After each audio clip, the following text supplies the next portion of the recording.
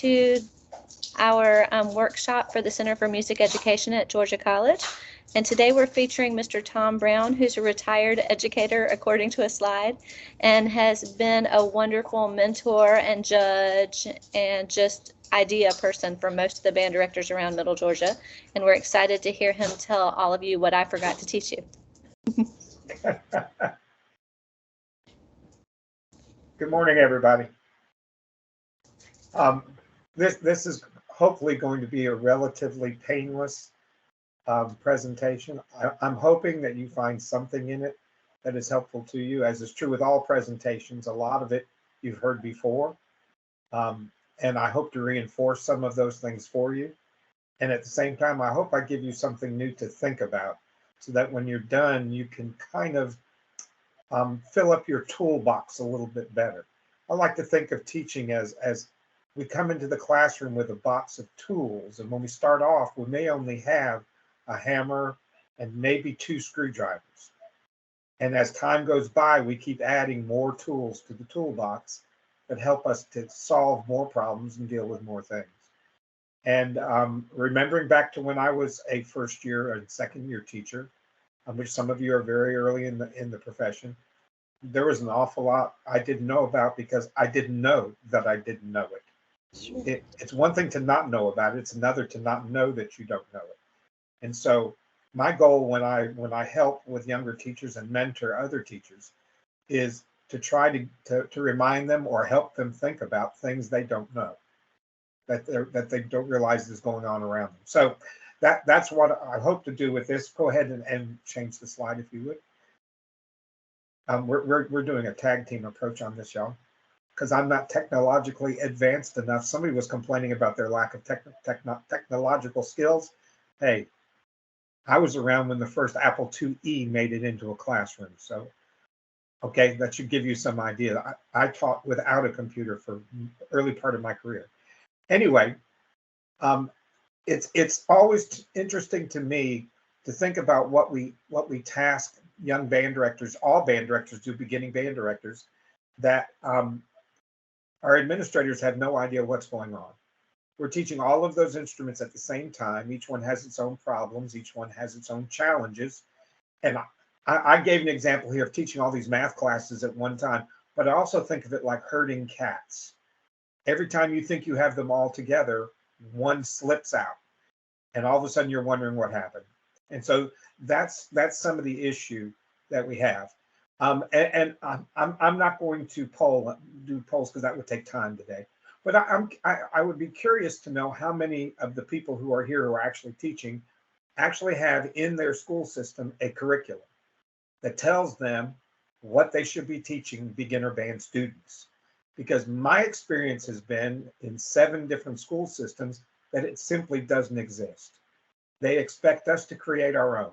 We're supposed to know what beginning band is supposed to be.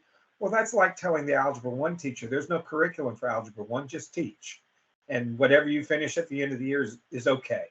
And whatever you don't finish at the end of the year, well, that's okay too. Don't worry about it because there's no curriculum. And so that's true of the county that I taught in, which was a very large county in this area. There is no curriculum for beginning band, which means that with 9 different middle schools in one district, you can go from school to school to school, and they're all teaching different things at different times in different ways. And by the time they get to high school, nobody knows what they know. It's a crapshoot at best. So that's an area that needs to be addressed a lot. And so change slides, please. That's why I pulled this up for you, just to give you something to look at. And this one I borrowed from Arlington, Virginia.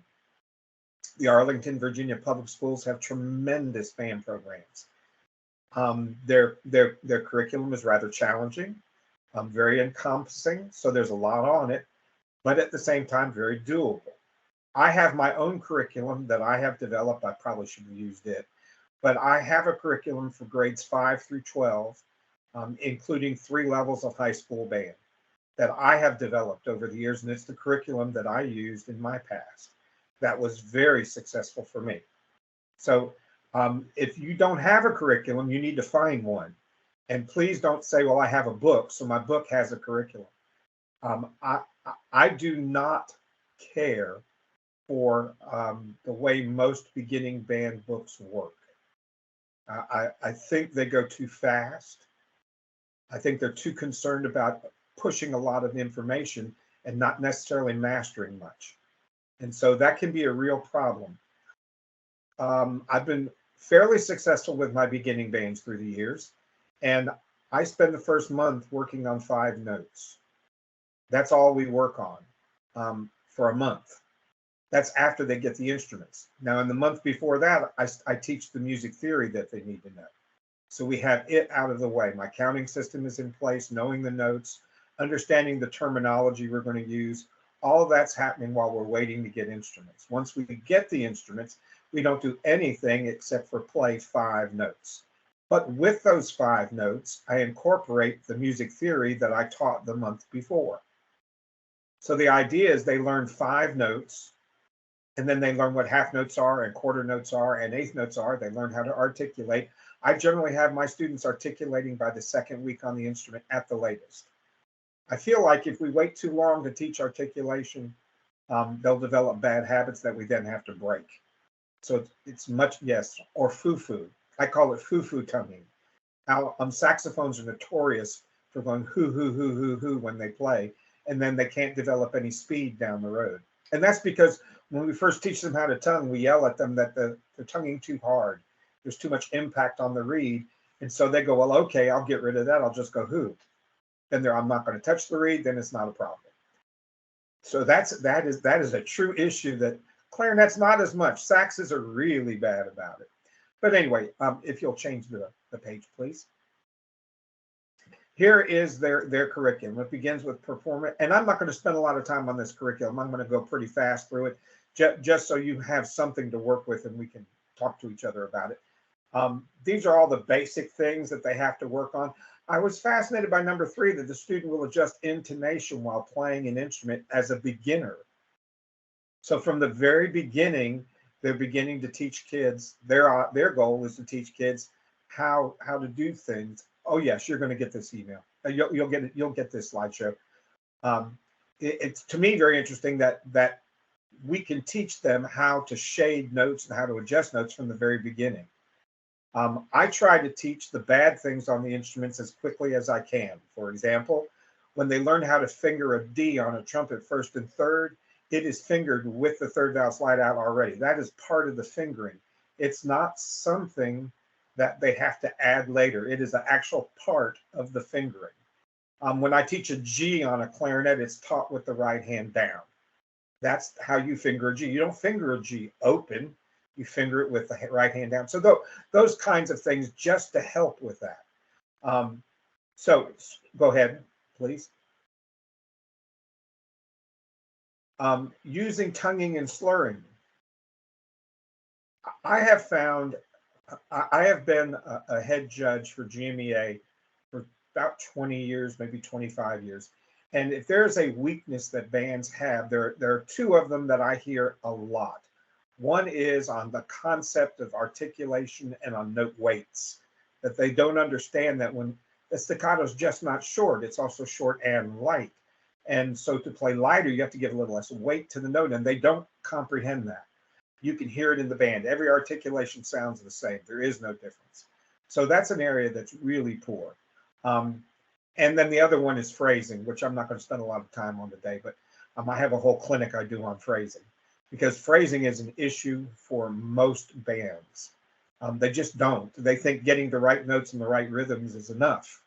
Well, I would challenge you that beginning bands can phrase. I have a basic chorale that I have written for my beginners. It's called Chorale 1. That's all it is. And it was actually built on Ferris Lord Jesus, but that's a whole nother thing. But it's in a 6-note range. And I teach them from the very first time we play that chorale how to do a phrase. So by the end of October, we're starting to phrase. And I try to play slow and pretty with them right off the bat. I took my beginning band last year to LGPE, Large Group Performance Evaluation. I'm the only band in my district who took a beginning band. We did not play on level E, which is, you can play that whatever you want.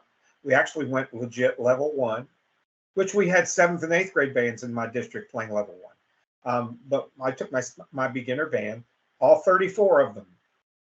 It's not dependent on numbers. I only had 34 kids. My second piece was a chorale piece. My band made all A's straight ones. So, it can be done. You just have to teach it. As is always true, it comes down to what do you teach. Moving on, please. I'm sorry, I went one too fast. If you'll back up one, I'm sorry. Number 8, the student will perform a 1-octave chromatic scale, ascending and descending. I actually had mine playing an octave and a half by the spring. And because we taught the theoretical part of it in August, as I started to teach it, they understand that it sharps up, flats down. They understand the enharmonics. We took care of all that stuff during the month of August. And then now we applied it, which is part of, I taught at the Academy for Classical Education, and that's part of classical education. Learn the fundamentals, then apply them. I mean, that's really what it comes down to. Learn what the fundamentals are all about, then apply them. It works wonderfully in band. Next slide, please. Dynamics. Can students at that level play dynamics? Yes, they can. They're limited. I mean, they don't have the muscle strength. They don't have the breathing capabilities. There are things they can't do. They don't have the embouchure strong enough to handle a true forte. But you can still get 4 dynamics. I can get piano mezzo, forte, and forte. I can get 4 out of them. Beyond that is pushing it. And yes, they can understand how to crescendo and decrescendo. Decrescendo is twice as hard to teach as crescendo. They tend to drop immediately soft. They understand they got to get softer, so they get soft quickly. And instead of taking it over time, because it's hard to control the airflow like that.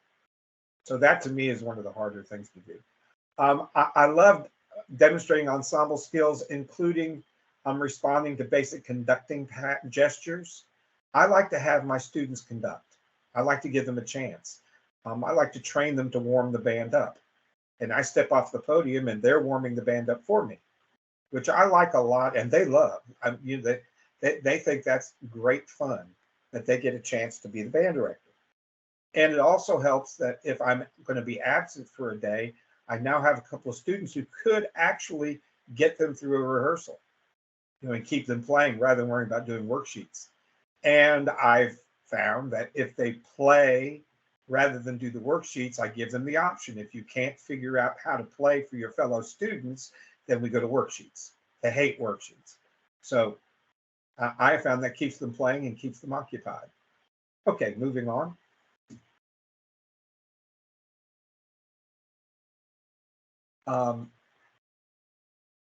Yes, we sight read.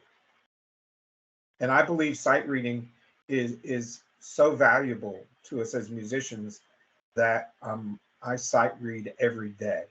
It's a part of my standard warm-up that we sight read something every day. But the skills that we develop for sight reading, I use with every piece of music that we learn, from the very first one to the very last one when they graduate from high school. I just don't let that change. So whatever methodology you're going to try to use to sight read in your room, you need to establish it and use it on everything you do. Then it becomes a habit. They don't even think about it anymore. This is just how we learn music. We don't know any other way to do it. Okay. Number 13 is a problem for most of us. The student will sing selected lines. Kids don't like to sing, do they? They don't like to sing, let them hum. Do something. Okay, I'm a firm believer in allowing students to sing. And the best bands I ever had on the high school level were wonderful singers. I have a couple of recordings of my last band. I was a high school band director at Veterans High School in Warner Robins. And on my last concert, they sang to me in the concert my favorite chorale, and it's absolutely lovely. I mean, they sound like a choir singing. So, I think it's that important that we really should work on that. Okay, moving on, please. All these are pretty basic things. Notice Number 4 is demonstrate concert etiquette as a performer and a listener. I have found that young people don't know what to do in a concert because they think a concert is a rock concert, that they don't realize. And if you perform in a gym like I have, God help you, because it's so loud in there and so noisy. And so getting them to understand what the expectation is means you actually have to rehearse it. Why would we expect them to suddenly do something we've never rehearsed? I'm a big believer in whatever you want them to do, you've got to practice it with them. That really has to be on the top of your list. So, I'll watch excerpts of things online, and we'll learn to be a good audience. I will teach them how to be a good audience watching a YouTube video because they have to learn. It's one of the things we have to figure out. Oh, reverberation's awful. I don't even want to talk about that. Goodness gracious. Moving on. That's a part of what's coming up in this study. Okay, you can move a slide. Thank you. The student will read and notate music. That's part of my music theory that I do before we get the instruments, is teaching them how to notate and how to read.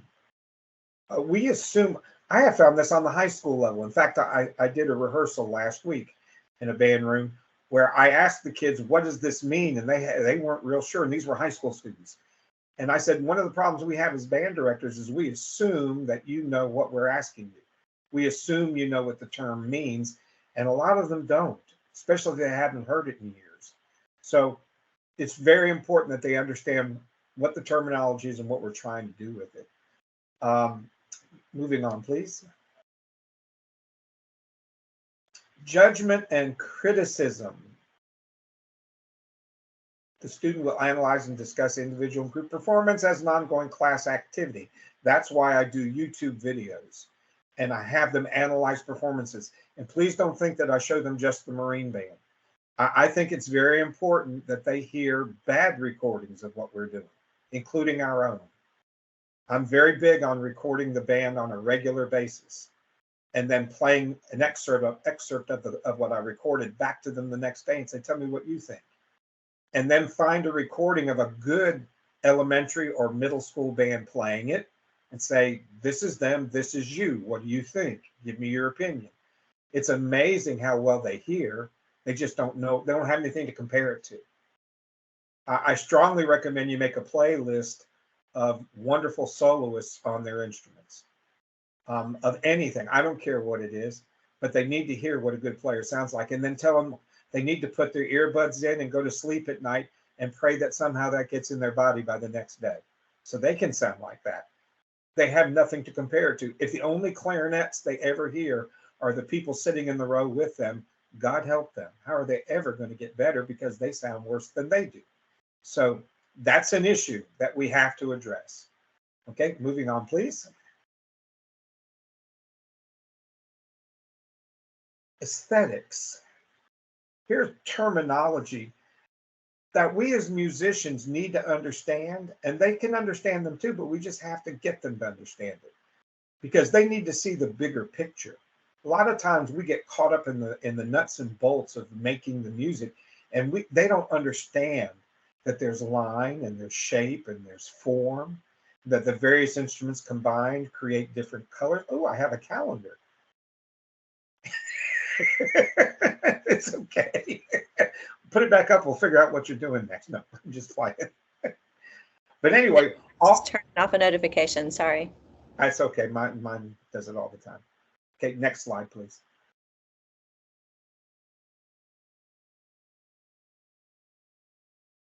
So these are all things that they need to understand and know about if they're really going to become a true musician. I think the problem is that too many of us are technicians instead of musicians. We worry so much about the notes and the rhythms that we forget we're supposed to be making music. As a judge, that's one of my great criticisms with bands and why I'm not a popular judge, because if all you do is play the notes and rhythms, I'm not happy, because the notes and rhythms can be done by a computer. I don't need you doing this live to create a musical experience for me if this is all I'm going to get are notes and rhythms. Change, please. concert etiquette. Why do we do what we do? Why is it important? That's number 25 on their list. The student will discuss musical performance and its value to the community. We have to create music consumers. They don't know. They don't know what value we have. All of them got in because their friends there. Well, I like the shiny trumpet. It looked pretty. Ooh, flutes sound pretty. Well, what value is it to our community? Why are we doing this? So I think it's important that you discuss that. Okay, move to the next slide. I need to catch my breath. That's a lot. That's a lot that we're expected to do in a classroom. And if I can interject, a lot of what we saw from Virginia above is also involved with our Georgia Standards for Excellence, and you can find that on the Georgia Department of Education site. They have materials that you can borrow. They have lesson plans and scope and sequence and things that have been donated and created by Georgia teachers, and it might not be what you want to use, but it might get you started. Yeah, don't reinvent the wheel. There are good teachers out there who have conquered everything that I brought up here, and can help you a lot. I found that my greatest problem as a young teacher, particularly, was I didn't ask questions. I was embarrassed. I thought older band directors were going to think I was stupid. Why don't you know that? Didn't they teach you anything in college? Well, yeah, but they can't possibly teach you everything.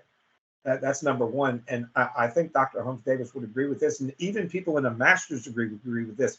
We need more than 5 years. If we're really going to be prepared to do what we do, it probably, I'll get back to that question in just a second. Okay. It probably should be 5 years for the undergrad. And then we probably need a little more time on the master's. There's just too much to cover, too many things that we're required to do. It blows my mind every time I think about it that they said that I was qualified to teach K through 12 music, which means I'm supposed to be equally conversant in world music, general music, strings, band, choir. I'm supposed to be able to do all of those things, K through 12. That's terrifying. You do not want to see me working with kindergarten age students. Oh my Lord, they'd fire all of us. Okay, to answer the question, why should we teach music? Why is music important? There's a lot of research out there on this, but I will throw this thought at you. I was just asked to speak at a Tri-M chapter induction. If you don't know what that is, Tri-M is the Honor Society for Musicians, sponsored by NAFME. And I was asked to come up and speak. And part of what I talked about was why is it important? Why do I think it's important?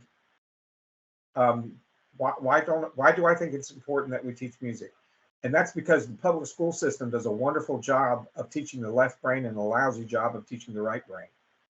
And we spend almost all of our time working right brain. And because of that, we need to try to do a better job of educating people that when you go to see your doctor, I don't want a doctor who only knows how to do this. I want a doctor who might be able to be creative if this doesn't work. And so that's part of what we do. And I think one of the things that separates us from the animals is our right brain and our emotions and all of those good things that go with it. And music helps to develop that. And one of my favorite quotes of what value is it to know how to make a living if you don't know how to live? And I think the arts, all of them, help us to live a better life. So I hope that answered the questions. I do not know why the K through 12 degree, music degree, is 1 degree for every area. I think it's foolish. I know why. You know why. Please tell us. Yes, and I would add one of the reasons that we should do music is sociocultural, because our music brings us together in various cultures. Even within our larger culture, then there are various musics that bring us together and shape our experience as humans of particular kinds. But the reason that it's not divided by levels really is marketability. because if you get a degree as a band director and there are no band jobs open, then you can't get a job. And so then, you'll be coming back wanting your money back because you couldn't get a job using your degree, which isn't really our fault. So part of the reason is because, you have to be able to teach music, somewhere. And I think that's really, that's what I've heard. Now, my predecessor, Dr. Tolbert, did a lot of research on either doing it the way they do some of the other degrees where you're limited by grade. So you might be teach all music like middle school age, or teach all music secondary or elementary or whatever. And she did a lot of research on that, and I don't know exactly what she found, but I know she spent a lot of time trying to limit the degree to something more manageable unsuccessfully. I suspect that part of it may be that up until the last 25 years, maybe in my experience, a lot of teachers were tasked with teaching all levels. So, for example, my first job that I had by myself, not as an assistant director, but as a director, I taught 5 through 12. I taught them all. And so I really had to be pretty good at all of them. So I think that may be part of it also. It's only in the bigger systems, in the bigger schools, and really almost a more recent thing where you only teach high school, or you only teach middle school, or you only teach elementary. I have seen that change in my career after 45 years of teaching. That has been something I have seen change. Okay, we're going to move on to the next slide. Because unfortunately, in my opinion, curriculum is the easier part of what we do. I have discovered through the years that my curriculum has never been questioned. I taught full-time for 38 years, and I've spent the last 7 years either teaching adjunct somewhere or going in as a music consultant, or in the case of my last job, I was doing a 49% job at ACE, teaching just 3 grades of 6th, 7th, and 8th grade band. And nobody in all of those years ever asked me about my curriculum and what I taught. All they wanted to know was, does the band sound good when we perform, and are parents not calling me and bothering me? Have you got control of your classroom? So we're not down there putting out fires. The band sounds pretty good when I hear them play, and parents are not giving me a phone call. That's been my experience in 45 years of teaching in 3 states and 7 school systems. So I don't think that it's just me and my location. I think it's pretty prevalent. Unfortunately, that's the reality of the world we live in. I haven't had a principal yet who understood what I taught. I have no idea. Now, they can come in and tell if I have control of my classroom, and if I have a lesson planned, and if it appears that the kids are on task and we're not having discipline issues. But as far as actually my scope and my sequence and all of those things, they have no idea. So what are they evaluating me on? And that's what I thought we would talk about, and that is the band director as an administrator. We can move on, please.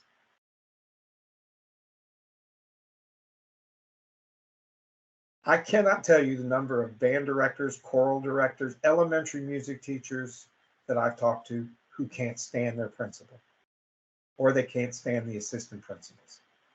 And that's what they want to talk about, how bad my principal is. My principal doesn't love me. They don't love my program. That they demean. I hear so many things. And I found that I have to find a way to like them. I don't have to necessarily love them, but I better find some good things about them. Because if my attitude toward them is constantly negative, they're going to fire me. It's just that simple. That's a part of the world we live in. I don't like that part of the world, but it is the truth. Okay. Number 2, who makes the schedule and tells the kids what they need? On the high school level, particularly, this is critical. That if they're telling band kids or chorus kids or anybody else in the arts, they don't need that. They need to take another AP class. Then you have a problem because they're not in your room. And if they're not in your room, you can't teach them. A problem for me at ACE, there are 14 electives for 6th graders. 14 electives for 6th graders. and there are only 146 graders in the school. So trying to get kids into band is critical for me, but if my counselors are pointing them in a different direction, that doesn't work well. That just doesn't work well. Okay?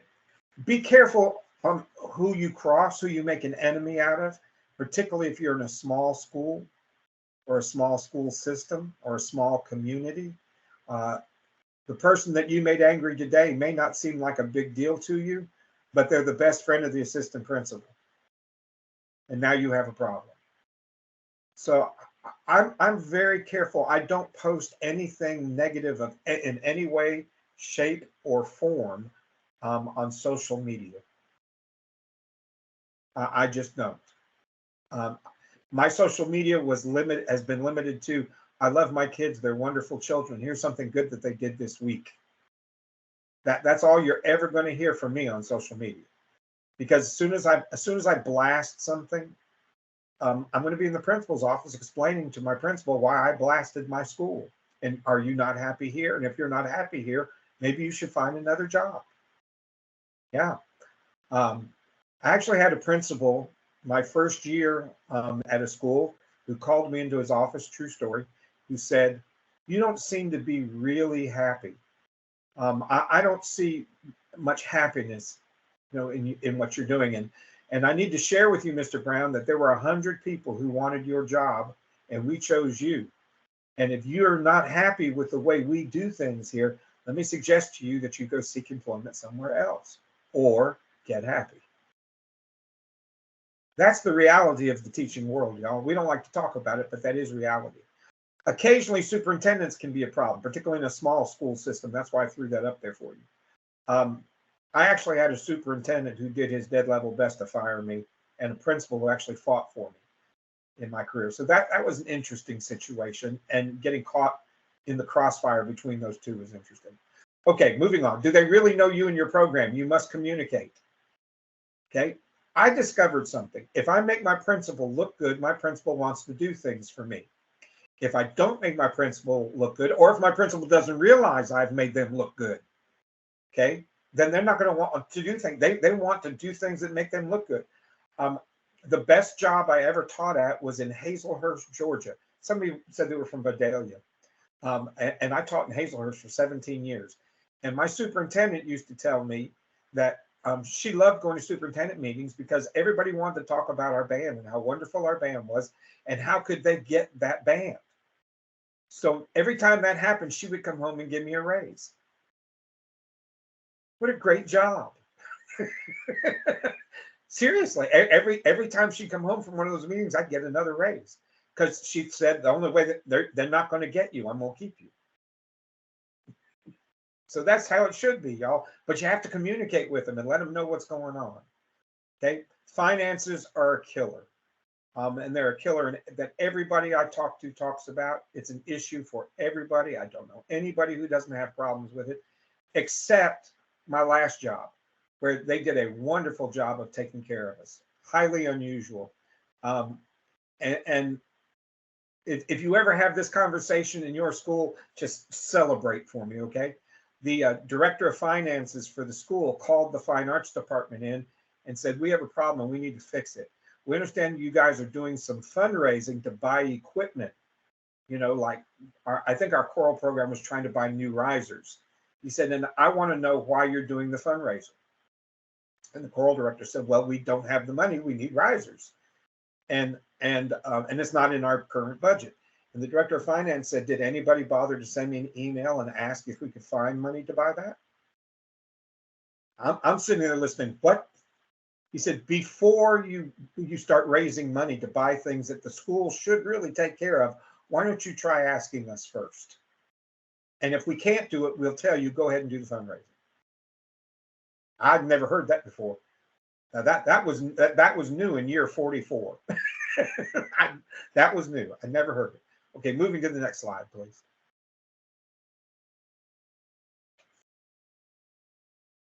You have to know your community. This is a high school problem, but it can be a problem in other ways. So I'll just throw out the high school version of it for right now. if you're in a community, if you're in a school that is not drum corps oriented, and you try to do a drum corps oriented show, you're going to lose your crowd. You're going to lose your community because they will not understand what you're doing. If you are in a school that the elementary program or the sixth grade band program, whatever, has done fluff and fun at winter, and you try to be serious, they're not going to understand what you're doing. You have to know what your community expectations are and then change them. You can change the expectations, but it takes time.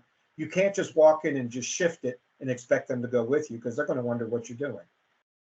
I know that probably sounds common sense, but honestly, it really is true. Under educational philosophy, how are you going to manage your classroom? What does your school expect you to do when it comes to classroom management? And I recommend real early in a new school, particularly, that you pin down whoever's doing discipline in that school and what their expectation is. How do they want you to handle it? I did bus. I was an administrator and in charge of bus discipline in the school for a number of years. In addition to being the band director, I acted as an administrator. And we had teachers who would write up kids every 15 minutes. And the assistant principal in charge of it had a stack on their desk about this tall of referrals from that teacher that he ignored because the teacher constantly did things. On the other hand, we had teachers, if they sent one to the office, one referral paper to the office, they were serious about it because they know that Miss Smith does not send referrals to the office. Okay, so you have to know the people you're working with and what they expect from you. Okay, I don't know why we're scared to talk to parents. Dr. Holmes-Davis, I don't know how much you talk about this, but this is an area that I don't understand. Yes, some of them are crazy. I'll be the first one to say there are crazy people in this world, Looney Tunes, but I still got to talk to them. And if I have a problem with a child, before I ever get to the front office, I had better contact the parent and say, we have a problem, and you and I together need to fix this. Because if you don't, you're going to send it to the office, and 9 times out of 10, the office is going to say, did you contact the parent first? They don't want it first. They're the last resort, not the first. That was the best advice I ever got from a principal on discipline. That the principal is the assistant principal, whoever, they are my last resort, not my first. And what I'm saying is that when I send them to the principal, I can't deal with this situation. I don't have any other ways to fix this at this point. So whatever you come up with is okay with me. So when I send them, I really can't criticize what they've done because I have said I don't know what else to do with them. So as a band director, I took that kind of personally. I rarely sent, it had to be pretty major for me to send a kid to the office. As much as possible, I tried to deal with it as much as I could. Educational philosophy. Yes. Are children emotionally unstable? Yes. Well, that's because they come from unstable, emotional homes. Which is why you can't assume that parents are emotionally stable because their children are not. So you know what you're getting. That is correct. In fact, I tend to work from the assumption that parents think their children are wonderful and never do anything wrong. I kind of work from that assumption, then it's safer for me. If you start there, yes. Say, listen, I know that your baby's wonderful in every class they're in, but I'm having a little bit of a problem. I need your help. That's a good place to start. What a wonderful child. Okay. What is your educational philosophy? Oh my goodness. I have a real problem in beginning band with this, since this is a beginning band topic. I have a real problem with this. Who is instrumental music for? Who should be in band? Who should be in chorus? Well, what if they're not very good? What should I do with that? I think that's a difficult question to answer. What if they're frustrated because they don't play very well or they don't sing very well? And what do I do with that child? And I like to. There are many band directors. I think Dr. Holmes-Davis can agree with this one. There are many directors out there that when they're working with the best kids in the school, with the elite students, they love those kids and they'll work themselves to death for those kids. But the kids who don't pick it up quite as fast for whatever reason, okay, whether it's mental, social, cultural, pick it, whatever you want, they just don't get it as fast as the other kids do. What do you do with them? And they tend to push them out the door.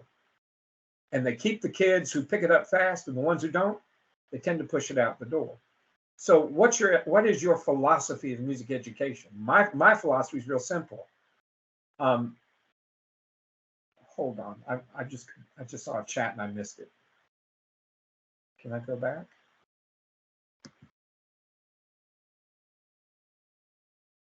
I think it was me. I was just asking, how would you approach if your philosophy on who should be in your band is different from those that you work with? That's a real challenge. I have two solutions to differences between you and the administration of your school. Okay, one of two. One way is that to try to educate them. That may be a long-term thing. I don't think you can change them quickly because they don't understand. I had problems at one school with my counselor was the wife of our athletic director. And so she pointed everybody toward athletics. That was just the way it was. And so I was losing kids to PE, taking 2 PEs rather than taking a band class. And so I spent time with her trying to explain to her the importance of what I do and what were the benefits to the kids. To me, it needs to always be based on what's best for the children in this building. It doesn't matter if it's good for me or not. I'm not a part of that equation. What is important is what's best for the kids, because if I can get what's best for the kids in place, it will probably be the best thing for me too. Those two tend to go together. So I hope that answered that question for you. But you have a philosophy, whether you realize you have a philosophy or not. Most people can't express it because they've never thought about it. Okay. I put this into a paper I wrote one time, and I thought it was actually pretty good. And that is, quality music education should not be an accident of birth. Quality music education should not be an accident of birth. Just because you're not born in Cobb County does not mean you should not have a quality music education. I taught in Hazelhurst, Georgia for 17 years, and it's not the wealthiest place on the planet. 50% of my students, their parents did not graduate from high school. Now that's the kind of place that people go to, and the programs are very small and very weak, and the kids haven't been taught very well because people assume they're not capable of it. And that's a terrible assumption to make as an educator. I think quality music education ought to be in every school in the country. That's my philosophy. Okay, can we change slides, please?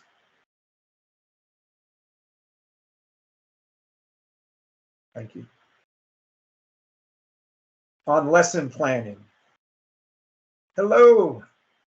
I see Mr. Davis in the background. That's my buddy. Sorry, didn't mean to interrupt. Just want to say hi. He Hey. intended to interrupt. Have a good one. Have you been out rehearsing your band again? No, not at all today. Good. Leave those children alone. Let them get some rest. Under lesson planning, look at the third one, please. Reinforce, reinforce, reinforce. I think we go too fast with beginners and we don't do enough reinforcing of the skills we've taught. My favorite approach to that is, if we've learned page 3 and we're now on page 6, part of my warm-up today is page 3. I may not play every exercise on page 3, but I'm going to hit the hot exercises to make sure that I'm reinforcing what I've taught. And when we come back from a break, we went on Thanksgiving break. On the first day back, I go back to page 3 and I play every page. That's the first day back. I don't even try to work on new music or anything. I just go back and reinforce all our skills. Okay, what we do requires a lot of repetition, which is why I strongly disagree with the A-B system. Put me on record, quote me. I don't think teaching A-B is a good idea, alternating days. I just do not think it's a good idea for band. And I know why they do it. I've had all the arguments. But now there is a kind of way to help with it, and that is, I recorded my kids a lot. Almost everybody has something with Google Classroom, and so we have the ability to have the kids record things for us. And so if I were on AB, particularly on the day that they only meet 2 days a week, we would do some recording for me on the off days. Okay, there are ways to do that. And honestly, if you have them record more often, you can begin to understand what their problems are better. Because when we see them in a full ensemble all the time, it's very hard to understand what the individual errors are. Part of being a beginning band director is knowing that you've got to address individual problems. So when I would have them record, they can't just audio it. They have to give it to me also on video. I need to be able to see what they're doing. I need to see their hands, see their face, so I can kind of see what's going on. People today are starting to do a little bit of a hybrid. There's one school in Houston County that is doing a hybrid schedule, and they are meeting 3 days a week, all their classes, and then 2 days are AB. So they at least see them 4 days a week. That's a very workable schedule. If you only see your instrumental students once a week, it's impossible. I wish I could give you something that would help that, but really, it's just impossible. Unless you can find a way to convince your kids to practice. Other than that, now you might be able to set up time before school or after school. I've done a lot of that through the years, particularly for the kids who can't take a horn home. What if they work in an apartment? I mean, what if they live in an apartment and they can't practice at home? What do they do then? Well, I think you have to teach them how to practice. We haven't taught kids how to practice well. We're just expected that they're supposed to practice. Here, go home and practice. Well, show them how. I like to use the example of I learned my scales in algebra on a pencil for clarinet. I got my work done. I got my work done early, and so I was bored. And so I asked the teacher's permission. I'm bored, and I'm waiting for other people to get done. May I please work on my scales with a pencil? Teacher said, fine, go ahead. And so I learned all my scales in algebra. So there are ways to do that. Protecting instruction. I want to move on, y'all, because I'm going to fall. We're about done, I know. Be a Boy Scout. You have to be prepared. I can't tell you how many classrooms I walk into now. And please understand, I'm not throwing anybody under the bus, but it's just a reality. This year, I'll probably work with 15 schools. And you'd be amazed with seasoned professionals where you'll walk in and say, what are we working on today? And they're like, I don't know. They're not real sure. That's not good. You have to be prepared. There is no way around it. The best thing that ever happened to me, I was very fortunate to take a class from Dr. William Ravelli, who was the director of bands at the University of Michigan, and considered by many to be the finest band director who ever lived.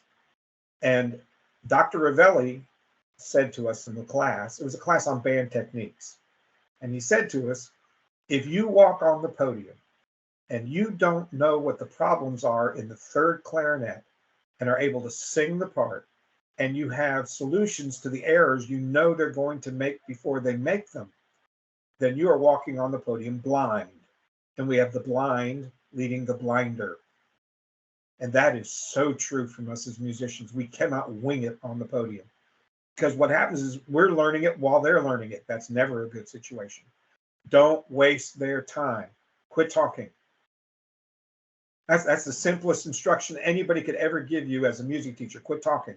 They did not come into music to listen to you talk. They came into music to learn how to play or sing. So get them to play or sing. And if they're playing or singing, they're not misbehaving. It's very hard to misbehave with a mouthpiece in your mouth. It's just a reality. So I tend to teach the younger they are, the shorter my teaching is. I teach in little sound bursts, 15 to 20 seconds. If I have a problem in the trumpet part over here that needs fixing, right, I clock myself so that I spend less than 45 seconds trying to fix it. with middle school trombones, the first time they misbehave for me, I move them to the front of the room. They now sit where the flutes usually sit. The reason why you have problems with the back of the room is they're so far away. It's proximity. So just use a standard teaching tool, proximity control. I don't teach from the podium when I'm teaching beginners. I walk the room constantly. I may have a book in my hand, but I'm constantly walking around the room. Okay, moving on to the next slide, please.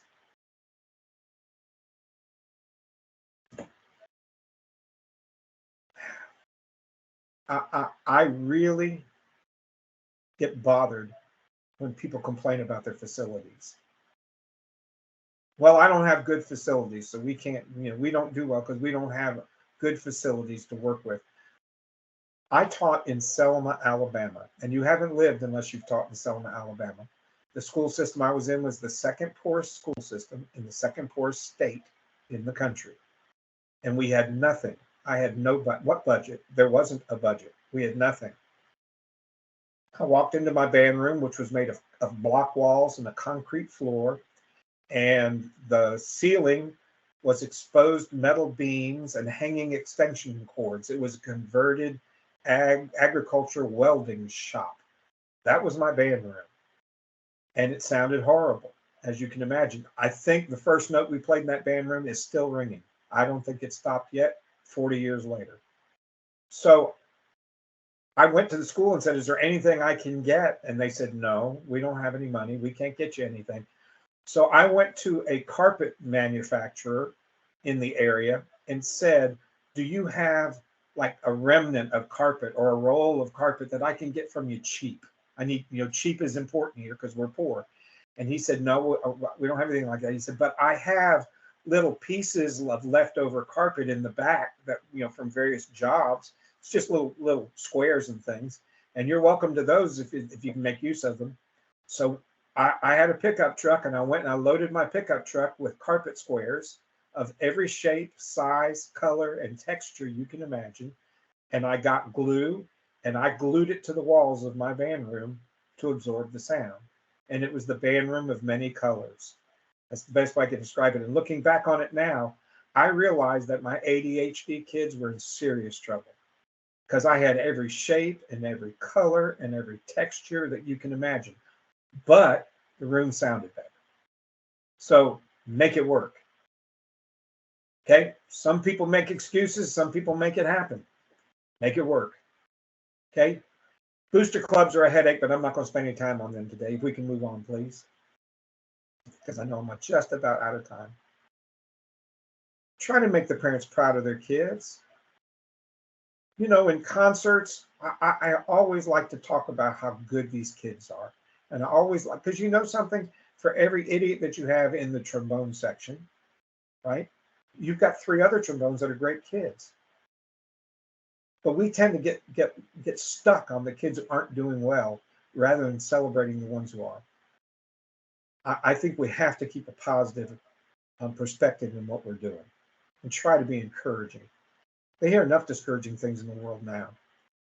So I made use of Facebook. We had a Facebook page, and I would post a video every week or two, particularly of my beginners. Every time we had a success, I would put it up. The first time we played our chorale, I put it on our Facebook page. So the goal was to keep the parents informed and at the same time make the kids proud. The kids loved it. Anytime you put anything out there that's positive about them, they get very proud of it. That's also a good way to keep them in your class. If all they ever hear from you is you're awful and you don't play well and you don't practice enough, and after a while they're going to go, well, this is an elective class. I don't have to be there. So you're going to treat me badly. I'm going to go somewhere else. That's reality. Do you have a plan for the future? Do you actually have a plan of where you're going? Because if you don't know where you're going, how are they going to get there? They're just going to wander through life with you. I mean, that's just, you have to know where you're going and how you're going to get there. Okay, you can change. And I'm done. That was a lot. I know it was a lot, but thank you very much. I enjoyed it. My email address is on there. So please feel free to email me if you would like. I will try to answer any questions you have. Whether you've been teaching for 1 year or 50 years, if you just want to chat, I'm more than glad to do that. If you want to pick my brain, I'll try to help with that. Particularly if you're a younger teacher, if you would like me to come out to your school. I keep my Fridays free purposely so that I can go out and visit people. I just like to help. Everybody asks, how much do you charge? I don't. You can do whatever you can do. If it's just we'll go out to eat lunch together, that's fine. I don't care. Okay. I just want to help. I have several middle schools right now that are having me come in and just observe for the day and write down what I see and what I think might be suggestions to help. And then they can use it or not use it at their discretion. We might have time, Mr. Brown, for 1 or 2 questions. If you have a question, go ahead and raise your hand. All right, no questions? All right. Oh, wait. Do you also host beginning band director clinics or workshops? I don't do, I really have not set anything up like that, but I like to do those individually because I think every situation is a little different. And so I try to help out in that way if I can. That's why I said I keep my Fridays open. And you know, if I can help, let me know. And Tashea, if you'll get back with me, we might be able to do something like that through the Center of Music Education. So I'll get with you and get a little more information on what you want and see what we can do. All right, you spoke about band levels earlier. I usually arrange my music. What level do you suggest for first-year band students? I try to play 0.5 by December and level 1 by the spring. All right, any other questions? Now, if you let me throw just one thought at that though. A lot depends on how often you're seeing them. If you're only seeing them every other day, that slows you down. So it's quite possible that you'll do well to play 0.5 by the spring. Don't play faster than they can make a decent sound. True. We get too worried about keeping up with the Joneses. Sure. And I think Victoria has a question. Yes. I guess for like middle school strings or chorus, I guess the grade levels would depend on like how would you keep the same grade level for the students like a 6th grade if they're doing GMEA, LGPE? Would you keep it like the beginning and then like a mixture of something easy, something where they're really good, and maybe something a little bit challenging? Would that be like a good mixture for a program, or would it be all in the middle, or does it depend on the student population that you have currently for the program? I tend to go if I'm only, let's say I'm only playing 3 pieces. I'll just use that as an example. I tend to go 2 that they're comfortable playing well, and then I push them on 1. And that's why I'm always looking for what's next, within reason. I don't, I'm not saying you go crazy with that, but I always want to challenge them with something that may not be perfect, but I'm okay with that because the purpose is simply we're moving forward. And so no pain, no gain. Okay, thank you. All right, Mr. Brown, I think that's all that we have time for. Do you have anything else that you want to share before we go? No, ma'am. I had a great time. Thank you for asking me to do this. All right, thank you for coming, and thank all of you for coming out to share with Mr. Brown's expertise. I will be sending you your certificates and the slideshow or the slide presentation from Mr. Brown with your certificate early next week. I tried to do that on Monday. Please give me at least until Wednesday just in case things go crazy. All right. Thank y'all. And our next presentation is on September 30th. It's David DeStefano. He's going to talk to us about being a male elementary music teacher because sometimes we don't get so many of those. Victoria, please text me. All right. Y'all have a good day. Okay. All right. Thank you. Bye. Bye.